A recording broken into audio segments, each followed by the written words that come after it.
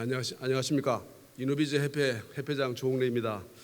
먼저 바쁘신 와중에서도 참석해 주신 우리 박영선 장관님, 그리고 중소기업 기술정보진흥원 우리 이재용 원장님, 중소벤처기업 우리 진흥공단 김학도 이사장님, 스마트 제조 혁신 추진단 박항구 단장님, 그리고 정윤모 기술보전기금 이사장님, 대중소 농어협력재단 우리 김순철 사무총장님 감사드립니다. 또한 대한민국의 기술 혁신을 선도하면서 오늘 수상의 영예를 안으신 유공자와 가족 여러분에게도 축하의 말씀을 드립니다. 아울러 이 자리에 참석하지 못했지만 비대면으로 자리를 빛내주시는 수상자 여러분에게도 감사와 축하의 말씀을 드립니다. 우선 국내 최대 기술혁신 전시회인 제21회 중소기업 기술혁신 대전을 개최하게 되어 매우 뜻깊고 영광스럽게 생각을 합니다. 특히 올해 행사는 코로나 위기임에도 불구하고 이를 슬기롭게 대처해 나가며 개최하는 행사이기에 더 의미가 있는 것 같습니다. 중소기업 혁신대전은 이노비즈 기업과 연구기관 그리고 기술인재, 정부 유관기관이 모두 함께 모여 기술 혁신에 대한 이야기를 나누고 공유하는 자리입니다. 아울러 기술 혁신을 기반으로 대한민국의 경제 성장에 큰 기여를 해주신 중소기업과 기술 인재들의 노고에 취하고 혁신 기술과 제품을 널리 알려 중소기업의 기술 혁신과 기술 성장을 지원하는 행사입니다. 오늘 행사는 K 강소기업 기술 혁신 기업의 저력으로 디지털 경제를 선도하는 주제로 코로나 상황에서 위기를 기회로 삼고 있는 우리 중소기업의 의지와 기술력을 발견하고 혁신 기술로 디지털 경제를 선도하겠다는 의지를 다짐하고 있습니다. 그간 인생을 살아가며 힘들고 어렵지 않았던 순간은 많지 않았던 것 같습니다. 하지만 올해는 그 어느 해보다도 더 어렵고 힘든 시기를 지나고 있는 것 같습니다. 코로나는 지금까지 우리가 한 번도 경험하지 못한 새로운 형태의 위기로 매 순간마다 어려운 선택의 기회로 서게 합니다. 하지만 우리는 그간 여러 위기를 잘 극복해 왔습니다. 멀리는 IMF 글로벌 금융 위기를 지나서 가깝게는 일본 수출 규제의 위기까지 서로 하나가 되어 슬기롭게 극복하였습니다. 대한민국 국민은 취미가 국난 극복이라는 말이 유행할 정도로 우리 국민들의 마음에는 이번 코로나 위기도 잘 극복할 거라고 믿고 있습니다. 한 발 더 나아가 이번 위기를 통해 대한민국의 저력을 전 세계에 알리고 국격을 더 높이는 계기가 되었습니다. 이러한 위기 속에서도 우리는 기회로 삼는 우리 이노비즈 기업의 묵묵히 노력하고 있던 것을 보여주고 있는 것 같습니다. 소재, 부품, 장비 우수 기업의 97%가 우리 이노비즈 기업으로 일본 수출 규제 위기를 소재 부품 독립의 기회로 삼았고 이번 코로나 위기에는 진단 키트 그리고 체온계 카메라 등 핵심 제품을 신속히 개발하여 수출 확대를 통한 성장의 기회를 삼았습니다. 그리고 앞으로 다가올 포스트 코로나 시대도 우리 이노비즈 기업이 변화를 주도할 것입니다. 포스트 코로나 시대는 비대면 산업, 제조업과 서비스의 결합을 통한 디지털 경제로의 대전환이 더욱 가속화될 것이며 이와 같은 전환을 가능케 하는 것이 바로 기술 혁신이기 때문입니다. 최근 정부의 정책 기조의 변화는 이를 뒷받침하고 있습니다. 지난 11월 정부는 혁신행 강소 중견기업 성장 전략을 발표하여 이노기업에 대한 육성을 더욱 강조하고 있습니다. 앞으로 우리 이노비즈 기업은 이러한 정부의 정책을 기반으로 글로벌 전문 기업, 더 나아가 중견 기업으로 성장할 수 있도록 더욱 노력하겠습니다. 새벽이 오기 전에 가장 어둡다는 말이 있습니다. 동지가 가까우고 또 코로나 3차 확산이 진행되는 지금이 그때가 아닌가 생각해 봅니다. 이럴 때일수록 서로를 격려하고 이해하는 따뜻한 마음을 나눴으면 좋겠습니다. 다시 한번 대한민국 혁신을 이끌어 나가시는 중소기업인을 비롯한 여기 계신 모든 분들에게 감사와 응원의 말씀을 드리며 따뜻하고 행복한 연말이 되시기를 바랍니다. 대단히 고맙습니다.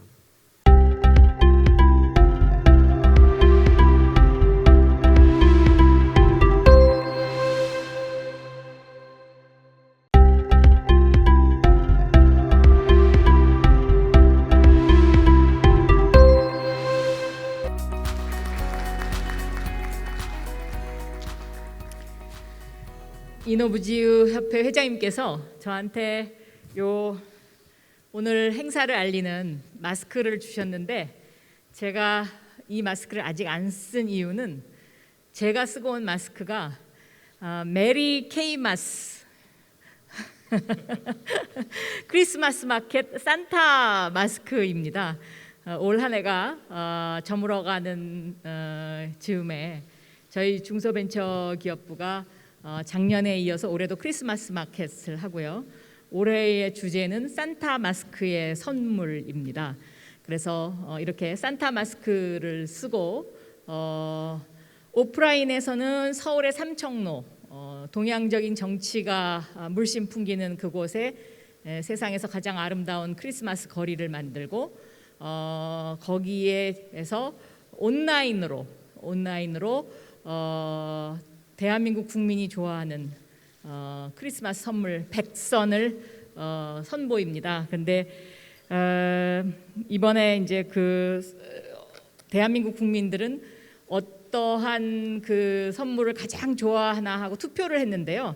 놀랍게도 소방관의 기동복, 일명 당근복이라고 하는 그 당근복으로 만든 소방관 후원 팔찌가 1등을 해서 우리 사회가 아직 따뜻한 그런 마음이 넘치는 사회구나 하는 것을 다시 한번 느낄 수 있게 해줬습니다.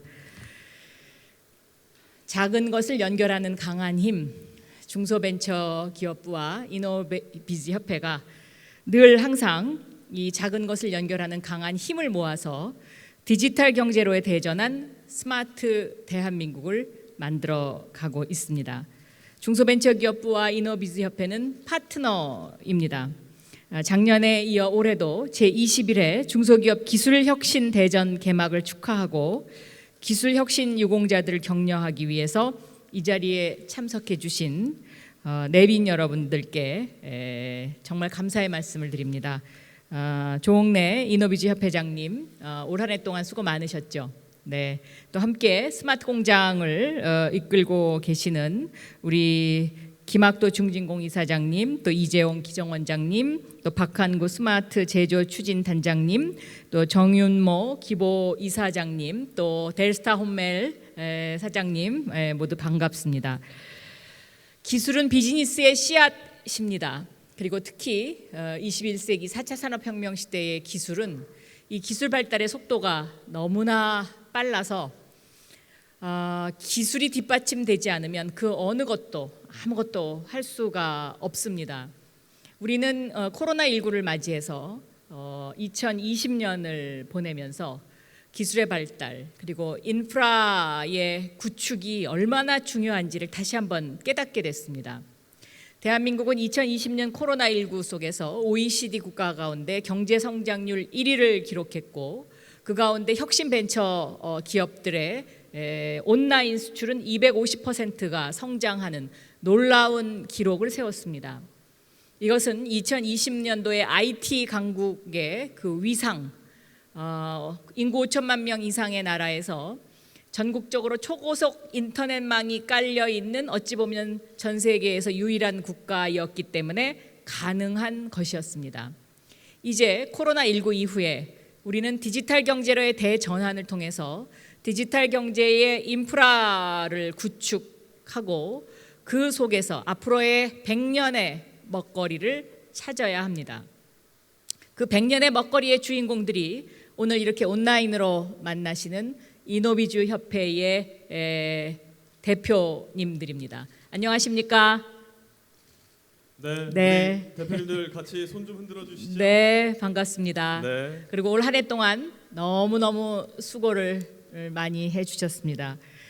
오늘 금탑 산업훈장의 영예를 안게 된 주식회사 거상의 문재희 대표님, 또 은탑 산업훈장의 주식회사 현우의 김태규 대표님, 산업포장의 MK 프리시전 주식회사 민병광 대표님과 주식회사 참푸드의 유보형 대표님, 그리고 근정포장의 극동대학교 조한진 교수님 모두 진심으로 축하드립니다. 모두 박수로 환영해 주셨으면 좋겠습니다.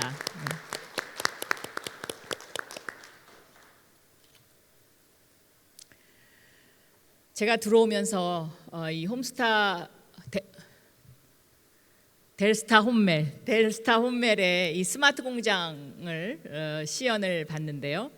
작년보다 굉장히 정교해지고 또 굉장히 많이 발달했다라는 생각이 듭니다. 제조 현장에서는 디지털 경제로의 대전환을 위해서 스마트 공장의 그 구축에 지난 1년 동안 열정을 쏟으셨고요. 또 우리가 제조 현장이 아닌 플랫폼 기업들은 또 새로운 디지털 경제로의 전환 속에서 아마도 많은 변화와 또 치열한 경쟁이 있었다라고 생각합니다. 디지털 경제로의 전환 속에 가장 두드러진 것은 과거의 대한민국이 기간 산업 위주의, 예를 들면 철강, 화학, 중화공업 등 이런 어떤 자동차, 이런 어떤 기간 산업 위주의 발전을 이루었다면, 이제는 신산업의 새로운 빅3, 시스템 반도체, 바이오, 미래차 등 이러한 그 산업의 중심 이동이 지금 확실하게 이루어지고 있습니다. 근데 이러한 산업의 중심 이동 속에서 가장 중요한 것이 바로 세계 최강의 DNA 코리아, 데이터 네트워크 AI 이 세 가지인데요. 이 데이터 네트워크 AI 이 세 가지 중에서 네트워크는 5G로 우리가 상당히 그동안에 많이 앞서가고 있었고요. AI도 지난 1년 전에 비해서는 굉장히 괄목할 만한 성장이 있었습니다. 때때로 AI는 중국보다 뒤지는 것이 아니냐라는 그런 우려도 있었지만, 이제는 우리가 AI의 특허와 관련해서는 기업 단위로 볼 때 대한민국의 LG가 전 세계에서 AI 특허를 가장 많이 갖고 있는 기업이고요. 두 번째가 중국 회사이고 세 번째가 삼성전자입니다. 그러니까 그만큼 우리가 지난 1년 사이에 많은 그 발전이 있었다라는 것을 증명해 주는 것이라고 생각합니다.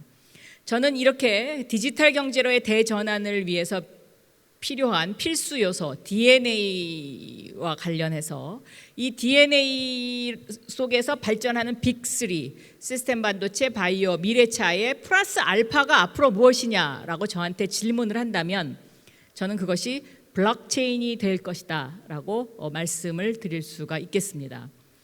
블록체인은 암호화폐라는 것 때문에 굉장히 부정적인 이미지가 한동안 입혀져 있었습니다마는, 이 블록체인 기술을 얼마만큼 긍정적으로 접목시키느냐가 앞으로의 또 하나의 새로운 기술에 있어서의 블루오션이고, 또 생산에 있어서의 많은 것을 변화시킬 수 있는 중요한 부분이다라는 말씀을 드립니다.